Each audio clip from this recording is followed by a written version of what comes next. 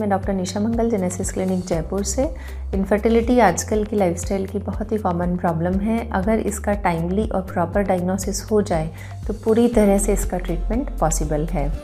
Infertility या निसंतानता, इसमें हमेशा हमें 2 पॉइंट्स का ध्यान रखना होता है। फर्स्ट तो हम इनफर्टिलिटी वर्ड तब यूज़ करते हैं जब कोई मैरिड कपल प्रेगनेंसी की ट्राई कर रहा है, 12 मंथ्स पूरे हो गए हैं, मतलब 1 ईयर कंप्लीट हो गया, लेकिन उनको कोई पॉजिटिव रिजल्ट्स नहीं मिल पा रहे हैं, तो हम बोलेंगे कि इस कपल को इनफर्टिलिटी है।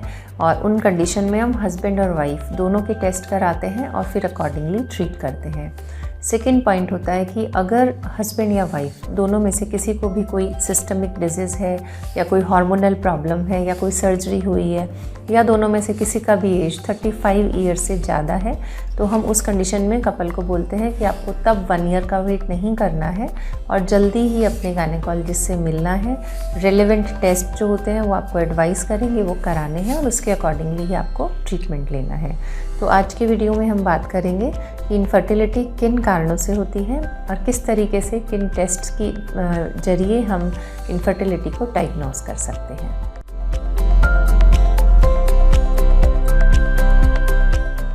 इनफर्टिलिटी एक कपल की प्रॉब्लम होती है, तो हस्बैंड या वाइफ किसी में भी प्रॉब्लम हो तो वो इनफर्टिलिटी का कारण बन सकते हैं। तो इसके कारणों को बेसिकली हम 4 पार्ट में डिवाइड करते हैं। सबसे पहले आते हैं फीमेल फैक्टर्स। लगभग 40% पेशेंट्स के अंदर इनफर्टिलिटी का कारण फीमेल्स में पाया जाता है। फीमेल्स में सबसे पहले आते हैं यूट्रस के फैक्टर्स, मतलब बच्चेदानी के अंदर या तो कोई पॉलिप हो या कोई सेप्टम हो या कोई फाइब्रॉइड प्रेजेंट हो या फिर कोई शेप एबनॉर्मलिटी हो या लाइनिंग जो होती है एंडोमेट्रियल थिकनेस उसमें कोई प्रॉब्लम हो। सेकंड आता है फेलोपियन ट्यूब्स। तो अगर फेलोपियन ट्यूब्स जो हैं ब्लॉक हैं या किसी इन्फेक्शन की वजह से वो डैमेज हो गई हैं तो भी आप प्रेगनेंसी कंसीव नहीं कर पाओगे। थर्ड प्रॉब्लम आती है ओवेरियन इश्यूज़। ओवेरियन इश्यूज़ के अंदर polycystic ovary disease, ovarian cyst या ओवेरियन साइज़ बहुत छोटा हो या कभी कभी कुछ सिस्टमिक डिजीज़ होती हैं जैसे थायराइड और हाइपरप्लेक्टिनेमिया, तो इन केसेस के अंदर भी एग प्रॉपर से नहीं बनता और ओव्यूलेशन नहीं हो पाता है। फोर्थ नंबर आता है एंडोमेट्रियोसिस। एंडोमेट्रियोसिस एक डिजीज़ होती है जो कि अपनी बच्चेदानी, ट्यूब्स और ओवरीज तीनों को अफेक्ट करती है और ये भी एक मेजर पार्ट होता है इनफर्टिलिटी के कारणों का। सेकेंड हम बात करेंगे मेल फैक्टर के बारे में। लगभग 40% जो कारण होता है इनफर्टिलिटी का वो मेल फैक्टर होते हैं। मेल फैक्टर्स जो हैं वो बेसिकली 3 तरीके से हो सकते हैं। सबसे पहले आता है सेक्सुअल प्रॉब्लम्स, जिसमें कि पेशेंट को इरेक्शन डिसऑर्डर्स होते हैं। सेकेंड आता है इजैक्यूलेशन प्रॉब्लम्स, जिसमें कि सीमन को बाहर जो इजैक्यूलेशन होता है उस प्रोसेस में प्रॉब्लम होती है। और थर्ड आता है कि पेशेंट अदरवाइज बिल्कुल एसिम्टोमेटिक है, लेकिन जब हम टेस्ट कराते हैं तो जो सीमन रिपोर्ट है वो एबनॉर्मल आती है, जिसमें या तो काउंट या मोटिलिटी या मॉर्फोलॉजी में कोई एबनॉर्मलिटी आती है। जो थर्ड रीज़न है वो आते हैं कंबाइन फैक्टर्स। इसमें जो है हस्बैंड या वाइफ दोनों में ही कुछ माइनर प्रॉब्लम्स होती हैं तो भी वो दोनों मिला के इनफर्टिलिटी का कारण हो सकती है। और फोर्थ जो रीज़न है वो आता है अनएक्सप्लेन्ड इनफर्टिलिटी। ये लगभग 10% पेशेंट्स के अंदर पाई जाती है। इसमें हस्बैंड और वाइफ दोनों के सारे टेस्ट तो बिल्कुल नॉर्मल आते हैं, लेकिन फिर भी कंसेप्शन नहीं हो पाता। तो इस तरीके से ये बेसिकली इनफर्टिलिटी के मेजर कॉजेज़ होते हैं।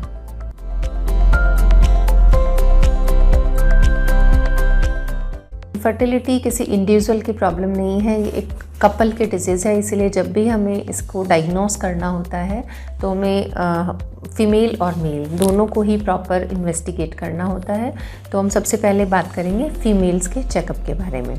जब भी कोई इनफर्टिलिटी कपल हमारे पास आता है तो हम फीमेल के लिए सबसे पहले हम प्रॉपर हिस्ट्री लेते हैं, जिसमें कि पेशेंट का मेंस्ट्रुअल हिस्ट्री, प्रीवियस कोई हिस्ट्री रहा हो सर्जरी का, प्रीवियस कोई मेडिसिन लेती हैं या नहीं, कोई हार्मोनल प्रॉब्लम तो नहीं है या किसी चीज़ का स्पेसिफिक फैमिली हिस्ट्री तो नहीं है, ये सब चीज़ें चेक करते हैं। इसके बाद आता है पेशेंट का फिजिकल एग्जामिनेशन, जिसके अंदर पेशेंट को पर वजाइनल एग्जामिनेशन करते हैं। थर्ड स्टेप आता है हमारा लेबोरेटरी टेस्टिंग्स। लेबोरेटरी टेस्टिंग्स में हम सबसे पहले ट्रांस वजाइनल सोनोग्राफी जो होती है वो एडवाइस करते हैं।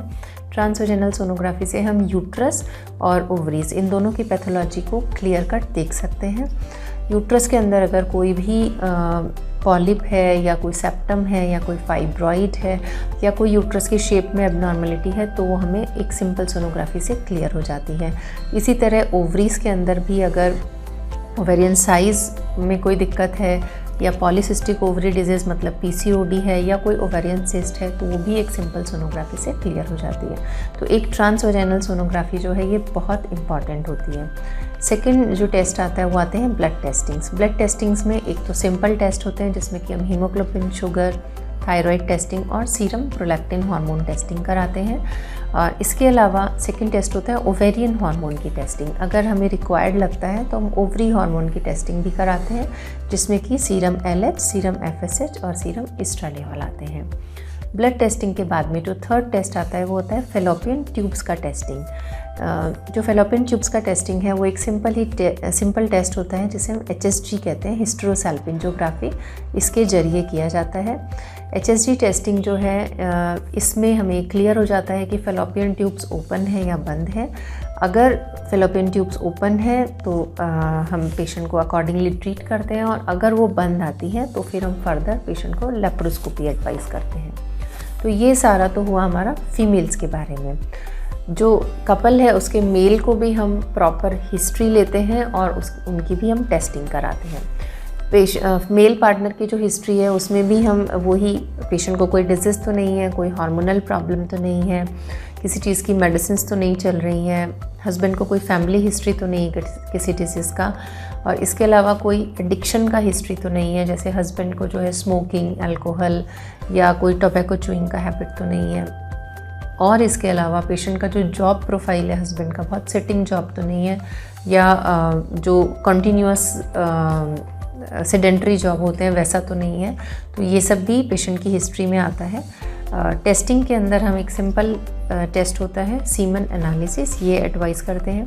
जो सीमन एनालिसिस होता है इसमें पेशेंट को अपना सीमन सैंपल देना होता है। सीमन सैंपल देने के लिए जो आइडियल टाइम पीरियड होता है वो जब भी आपका नेचुरल इंटरकोर्स हुआ है उसके 3 डेज़ के बाद में आपको सीमन सैंपल देना होता है, 3 to 6 डेज़ के बीच में। 3 डेज़ से पहले या 6 डेज़ के बाद देते हैं तो सीमन सैंपल में एबनॉर्मलिटी आने के चांसेस रहते हैं। तो अगर ये सीमन सैंपल के अंदर कोई एबनॉर्मलिटी आती है तो हम पेशेंट को फर्दर टेस्टिंग से एडवाइस करते हैं, और अगर ये सीमन सैंपल बिल्कुल ठीक आता है तो फिर हम पेशेंट को अकॉर्डिंगली ट्रीटमेंट देते हैं। अगर सीमन सैंपल के अंदर कोई एबनॉर्मलिटी आती है तो हस्बैंड के भी उसी तरीके से हार्मोनल टेस्टिंग्स होती हैं और टेस्टिकुलर सोनोग्राफी होती है, ये जानने के लिए कि जो सीमन रिपोर्ट की एबनॉर्मलिटी है उसका कारण क्या है। तो आई होप आप इस वीडियो से समझ पाए होंगे कि इनफर्टिलिटी के बेसिक जो मेजर कारण हैं वो क्या होते हैं और हम किस तरीके से इसको डायग्नोसिस करते हैं, क्या हम टेस्ट करा सकते हैं।